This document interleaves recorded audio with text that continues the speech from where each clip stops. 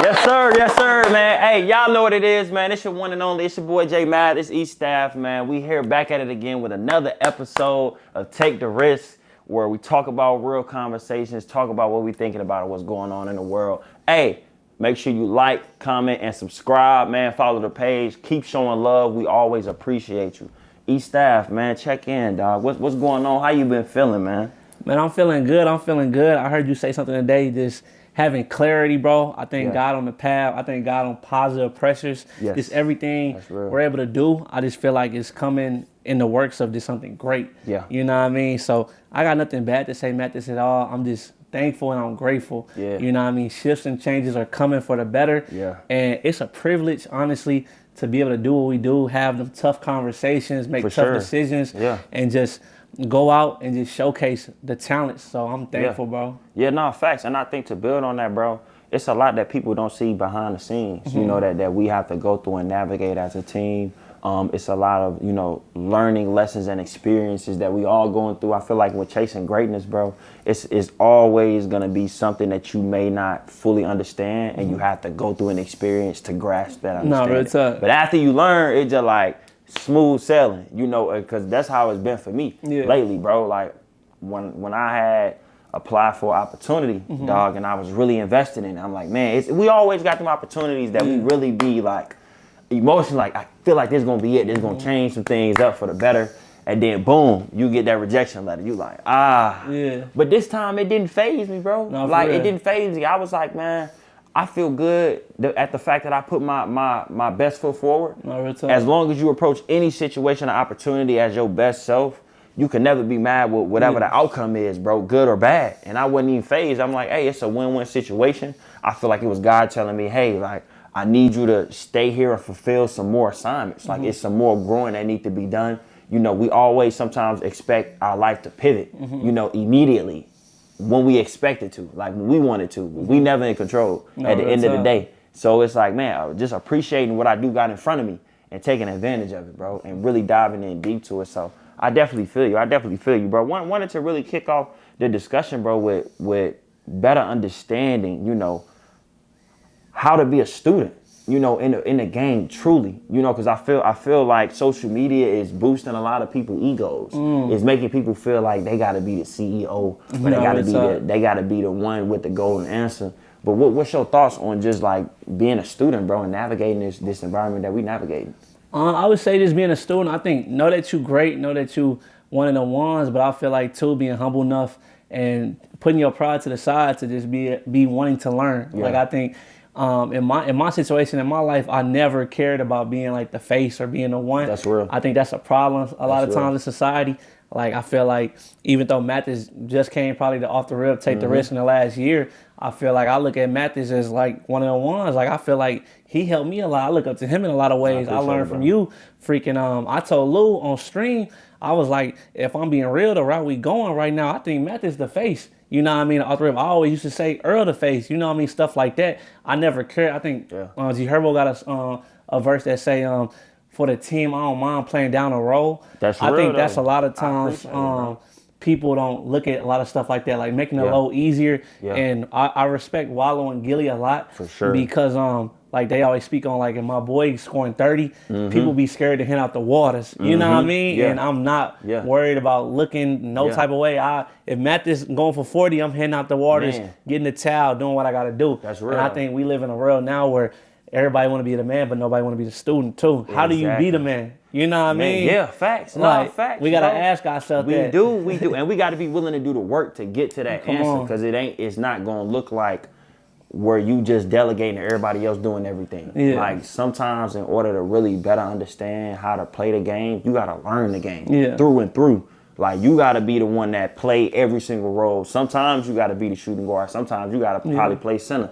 Sometimes you got to, like you said, be a playmaker, just passing it off and helping the team, you know, grow and build. And I appreciate that out of you, you know, like just your selflessness. You know, you're not thinking twice to share or drop some game, or, you know, hey, I think that you better to be in this position for this specific thing, so I'm gonna step back. But when it's your time and it's your lane, oh, you passionate about it. Like when we was meeting and having our planning meeting and strategy meeting, bro, for the year, like me and Opie was looking at each other like, bro, once we get to a specific topic, we see you jump up. You like, yeah, nah, cause and this. And I'm like, nah, that be the enthusiasm that shows me that, hey, okay, this his lane for sure. You know what I mean? And sometimes we gotta recognize the energy with when we doing business with each other, bro. You gotta see what your team is energized to do, and let them flourish in that, bro, and build them up, right, and continue to support them, bro, for facts. So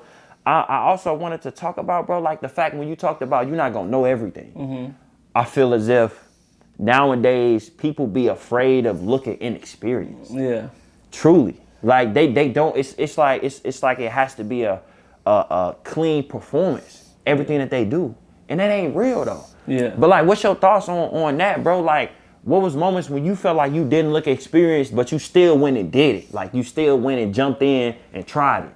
I mean, this now. You know, that's real. No, that's real. That's real. I'm being real. Yeah. A lot of the stuff with the podcast, like, I don't know what the hell I'm doing sometimes. Certain days, we just talking about the freaking flyer. I don't know crap about the freaking flyer. Like, if I'm being honest, bro, and that's just not being scared to be vulnerable. You know what I mean? I think the podcast itself, we started like 5 years ago. It's a lot of stuff I had to learn down the line. You know what I mean? And just looking, I think this in the space, not being scared to ask questions, researching, doing your studying. I know you speak on a lot like Mel Rose, watching people like her, Shannon Sharp, I would say Club 520 and them, people of that nature, and just taking time out of your day to see how I can get better and better. But I would say sometimes too, it's the world's fault.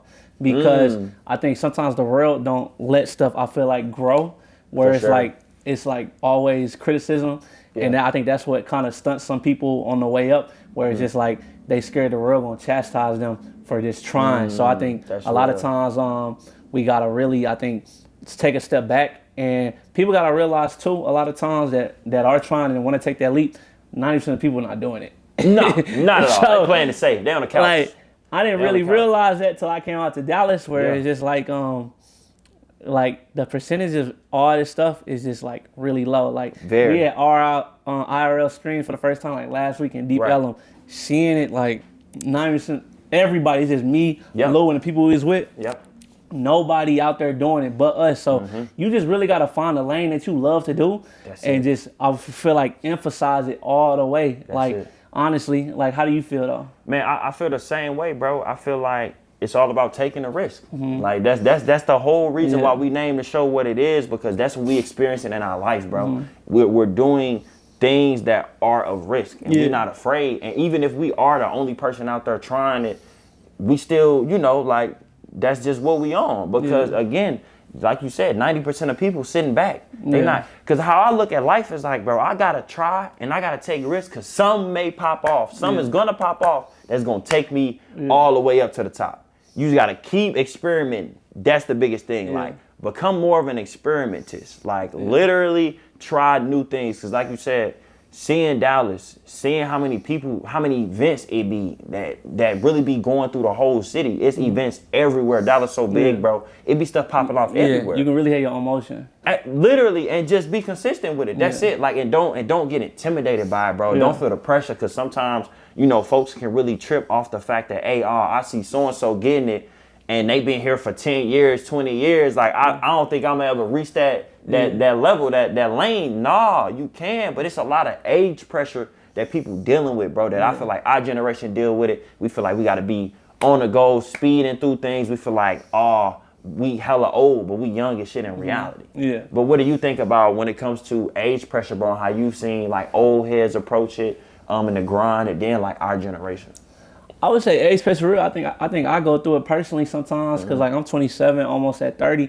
I feel like it's a lot of stuff I'm like, dang, am I gonna ever, you know what I mean, will it happen to me? Like getting married, having kids, off the rip actually taking off, you know what I mean? Because what we've been, I keep saying 5, freaking, I started this at 20, so it's going on 6-7 years now. Like, will it ever see the milli, like all that and some? It's a lot of stuff I want to do before then, you know what I mean? But I think a lot of times we gotta sit back and just let it be God's timing. I think that's where my mind sometimes loses. That's it. I think where it's like I forget, like it's not Eric, it's not staff timing, it's God's timing. So I think just having that realization, a lot of times just puts me at peace a lot of times. Because if I'm being real, I feel like every scenario in my life like happened out better than what I thought. You know what I mean? Like everything played out way better than what I predicted, plus more. So it's like, why am I worrying? Feel me? So I'm just worry about. At all. So like just so many things. Even like yesterday when we had that hard conversation, it's a privilege. That I was just thinking, driving. I think last night or today, I'm like, it's a privilege just having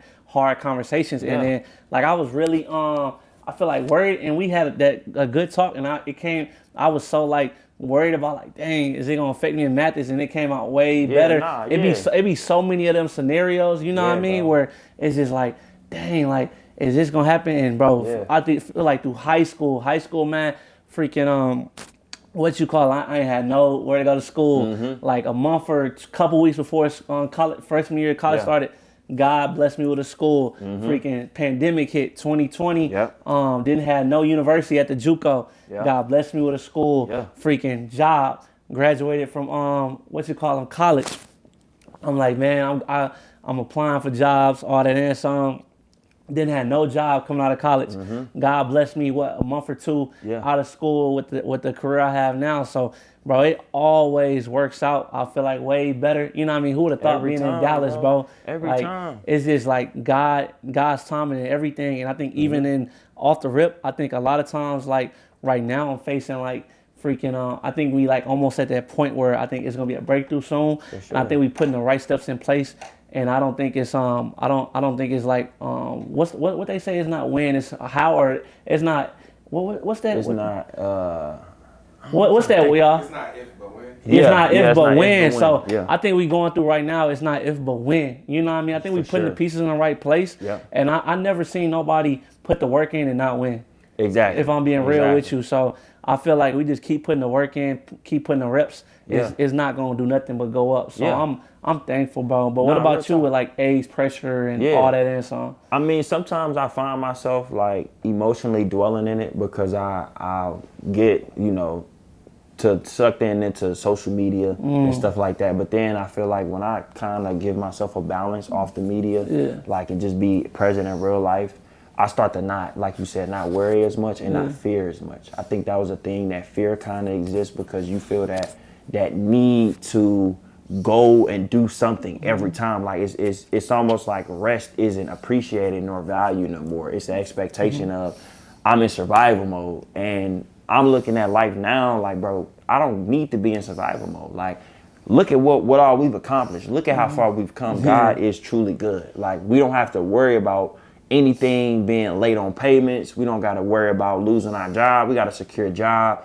Sometimes we look over the simple things, bro, and the simple things that God has done for us, and we take it for granted because we too focused on looking forward to trying to rush to get to that next thing. And I think that's what increases the age pressure because you feel like it's a rush. Like, nah, wherever you fulfill that, whatever you feel, encouraged and confident doing, just trust God gonna open up doors down that lane if it's truly meant to be. But we gotta pray over it though. We really gotta pray over it, and we really gotta ask God to send us guiding lights. That's the reality of it. And I was gonna even think, I thought about the topic of like YouTube university versus like formal mentorship, like really having legit mentors. Because I will say, hearing somebody's story and their experience increases my wisdom a lot more. But I know for a fact that, YouTube is something that I can learn a lot from, naturally. But what is your thoughts on like formal mentorship versus going to YouTube for everything, trying to learn all of this stuff and not really having a mentor presence? Like, what do you think? Is it a balance between the two? No, definitely. It got to be a balance between the two. I feel like you can utilize both in the right ways. For sure. You know what I mean? Because I feel like certain key information that a mentor might not have, you can go on YouTube and get. So I think it's a good balance on both. I will say this. I want to speak on this. We need to have a better set of mentors in this world. I feel like now, for me personally, I feel like it's becoming, I don't know when it became like this old versus young. If I'm being real with you, I feel like sometimes people I looked up to started competing with me when I got to like a certain point in my life. You know what I mean? When I start making some money or something like that, or they see, or you start surpassing, you know what I mean? Where it's like, I heard my aunt say one time, like, when she came and seen like where I live in Dallas and stuff, see the crib, stuff like that. She like like what you call them, like my grandmother and grandpa would be like proud of me and stuff like that, like really doing things I think they never done, and that's how it's supposed to be. Like I think encouragement and it's older people showing you the way. I feel like we kind of lacking that now, where it's like old people kind of trying to keep the baton. You know what I mean? Where I don't know what's up with that. Like, why am I competing with somebody that's like 50, 60 years old? Literally. And not even just like I would say in like you compete with them in like the dating game now too. Bro, like you have everything like what? You rocking with OG, he getting a pension. Like he taking care of you. I can't compete with that. You know what I'm saying? Like it's bad out here. You got uncle, your grandpa in the DMs now, like 40 and 60-year-olds DMing a 25-year-old. Like bro, it's crazy times, bro. It's a very weird time, but bro. I just want to get back to where like we having real OGs and real mentors and stuff like that. Like where it's like I can go hit up and an OG that's honorable and respected in the community. Like not no OG that's 45, 50 years old that's still in the club every weekend. Like somebody that's I feel quality. Like where they're married and like I would say like one of them good marriages, you know what I mean? A respected marriage. Like I want to get back to having that because I feel like it's a lack on that, especially in the black community right now. Oh, for sure. Where it's like, man, it's not enough conversations being had, bro. Like it's really not, and I've kind of had to make sure that I was going and reaching out to OGs, you know, because what I was thinking about when we was talking about the whole YouTube and mentorship was I feel like YouTube is good at teaching you, but mentors are good at guiding you. You know what I mean? And if you don't got enough mentors, you're gonna learn a lot, but you're not gonna get too far. You're not gonna get that far, bro. And I'm like, I don't understand why so much combativeness. I feel like they're kind of jealous because we have so much that we have at our palm of our hands, and bro. having it younger. Having it younger. AI, YouTube, like a lot of people ain't have phones. You know what I'm saying? Coming up, they ain't have Facebook popping how it is. Like they didn't have streaming and things of that nature. So you can kind of tell that the older version's starting to look at us for guidance, almost like figuring out how we navigate it so they can learn. But it just need to be more genuine conversations being had, bro, and vulnerable at that. Like I'm hella vulnerable with my mentor. Like I really talk to him about, you know, like what niggas is facing, you know, in reality as young men, you know, really trying to continue to grow and evolve, but hitting certain roadblocks. You only gonna have to talk that out in order to find a solution, bro. No, real talk. For real. And when you speak on like this mentors, and I think the age gap, one thing I will say about age pressures, it is certain stuff at a certain age you need to stop. Oh yeah. Don't get me wrong. I feel like when you hitting 20, hitting 30, hitting 40, I think it's different realms. You're reaching, honestly, where it's like, I shouldn't be doing this no more. You know what I mean? I'm mature enough and I need to step away because this not what I'm supposed to be on no more. You know what I mean? I think that has to come to a realization. They do. And that's something that's I think lacked year by year. You seeing more like 40 and 50-year-olds out here, auntie them trying to be like the 25-year-olds. But you know what it is? It's because they can't let go of those vices. Like they gotta let that shit go. Like your time is past. It's time to evolve. It's time to do something different because that's why folks be stuck. But they wonder why, because you still succumbing to the stuff that you know you've been eager to do, but it ain't bringing you no value. No, for real. Like you wasting your time, literally. Cause ain't no way grandma should be looking better than the niece. Facts, bro. Facts. No, real talk, bro. It's just like the older they get, the finer they be, and you start to see the difference. Like, you know what I'm saying? Because folks ain't eating right. You know what I mean? Folks shorties out still getting fried chicken and eating McDonald's and Chick-fil-A like crazy. Like, slow down. You got to slow down on it. That's catching up with you. That be hurting, boy. The mama be looking better than the mama be looking better than the daughter. Like, dang, like, that's hard, boy. You want the mama now. It is. No, it's crazy how things have evolved within like relationships and what we see as like almost like a good stock. You know what I mean? That's what my people say, good stock. That's what we see is some good stock. Nah, man, it's one of them though on that. So I ain't gonna fake it.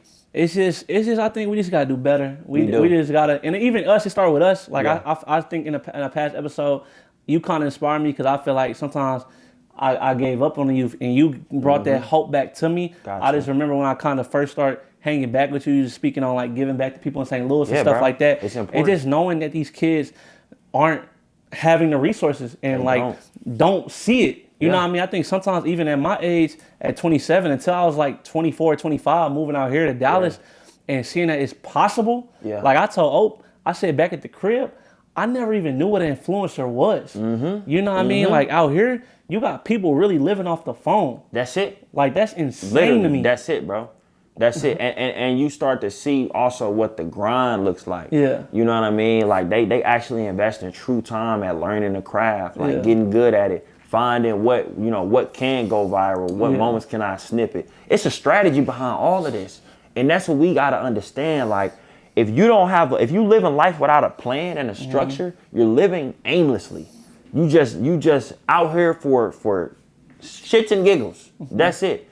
And we got to start living within our purpose, bro. Truly. Like we really do, because it's also not going to be easy to live within your purpose. It's going to be difficult. Like you're going to have to put in work that you don't feel like putting in. Real tough. Literally. And I think it's the problem with a lot of our generation in today's society, bro, is that a lot of times, bro, we romanticize ease. Yeah. Like we literally romanticize ease, and we don't look at things as like, I got to put in work for this. We expect things to come so easy with minimal effort. Minimal effort. But like, what do you think about that? Like how do you kind of gauge, how people putting in work nowadays, bro? Like, do you feel like it's a lot more people that you seeing doing it, hustling more, even when it comes to the phones, being an influencer, or what's your viewpoint, bro? I think it's just where you at, honestly. Like I feel like in Dallas, I see it a lot too. But you know how I am at this. I ain't gonna fake. I think like 90% of people like lazy, and I think it's a lot of. I think it's a lot of fake work going on. Yeah. I don't think people fake really. Work. That's a good one. That's a good one. That's a good one. I don't think people are really. I would say, really putting in the sacrifices, taking the risk, and really getting out here and just making something of it. Like I kind of get pissed off too, cause like I feel like I'm a person.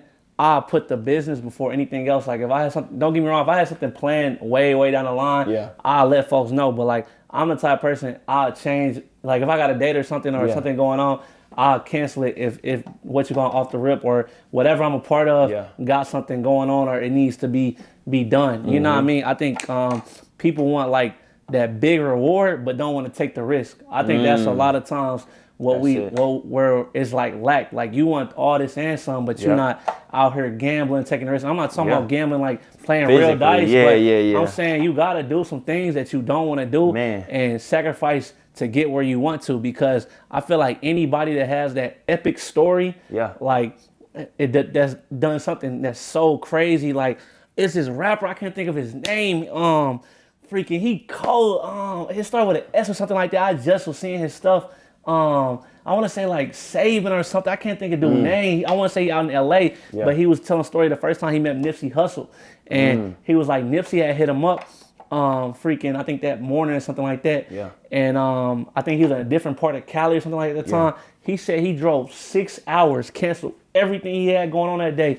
Freaking, I think he said he just got off work or something, left work early or something like that, or told his manager he had to go because he was Nipsey invited him to the studio. Yeah. Said he drove 6 hours just to get in the studio with Nip, man. And he said that's where like changed his whole career. Like I think people not looking at a lot of stuff like that. Like even when we speak on like sponsors and different things of that nature, like okay, cool. Freaking, I might not be getting paid off something like that, but that little product right there, just getting that is on the what you call portfolio and on the dock, where down the line they see the work, because we sacrificed and what you call them, the money and all this and some, and down the line we're gonna get the big reward. So I think it's not enough of that. And like when you speak on ease, I feel like too a lot of times I think it starts with the parents and stuff as well. Like I think this generation is more catered to and baby, where it's like I would say people not really hard no more. Like I think I heard Channing Crowder say today, he was like,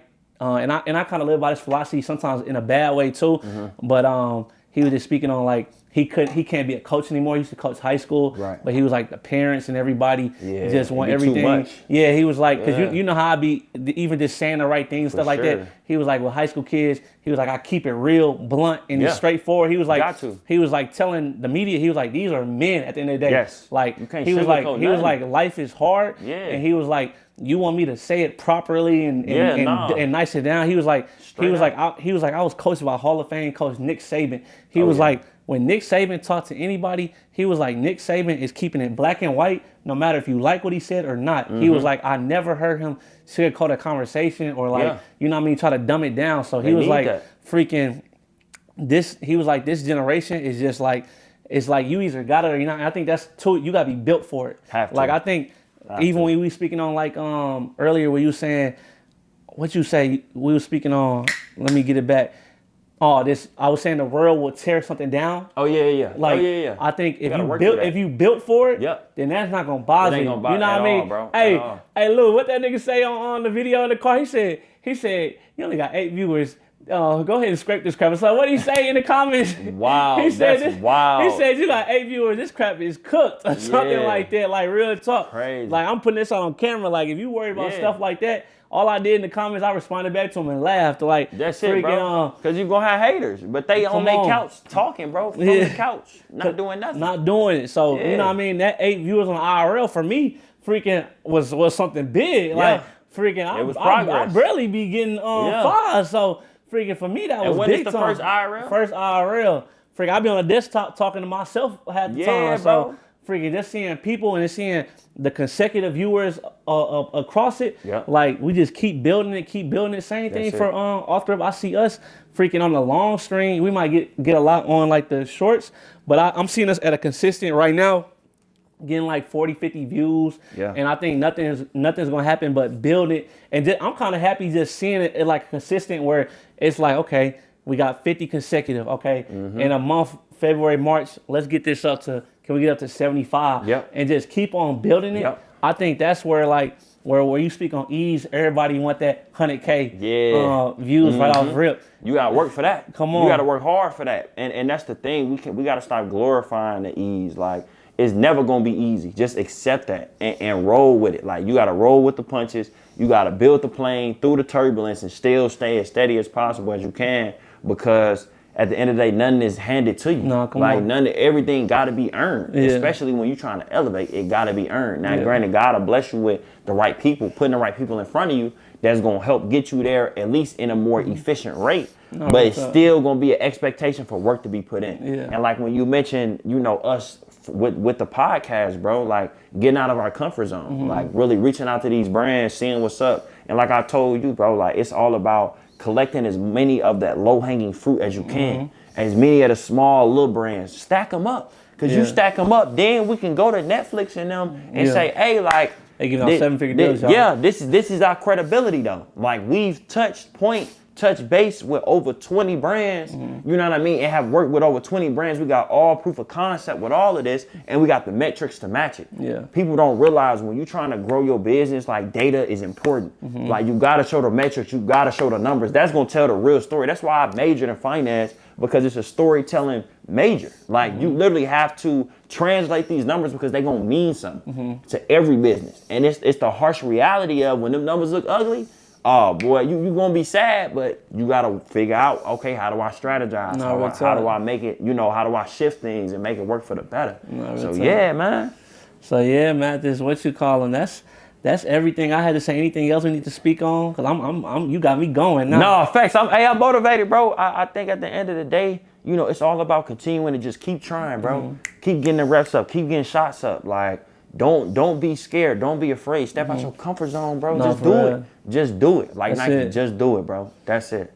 For real. What you call them? Well, if you don't got nothing else, Mathis, all I got to say is, man, please go follow, like, subscribe, man. We appreciate y'all tapping in and take the risk, man. We out, baby. Yep. Yes, sir.